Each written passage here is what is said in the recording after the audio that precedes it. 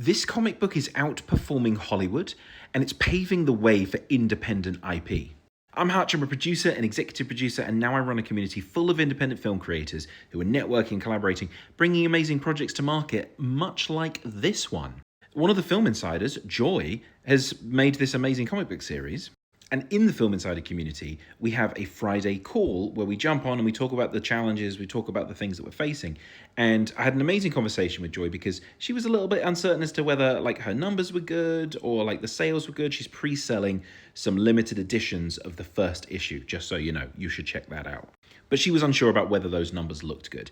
And when we dive into them, I started to realize that not only is her conversion rate above industry standard and her click-through rate from her content is above industry standard, it's way better than mine.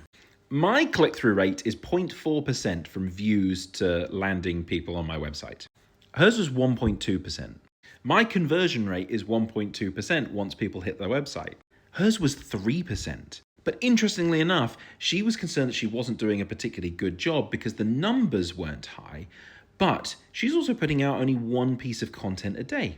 And so when we started to break it down, that I was like, okay, in order to get a sale, you need this many views. She was like, that's interesting because that's 2 days worth of videos. So she took the challenge away of upping her content output and seeing if those numbers held as she increased the amount of content that was coming out from her TikTok page.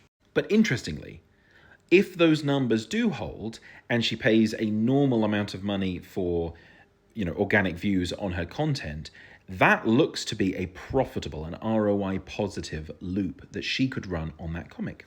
And this is small amounts of data, right? If we can prove out that those numbers do hold, that puts her in a position where she could start increasing the sales on her comic book herself, and she could detach her work in and money out algorithm.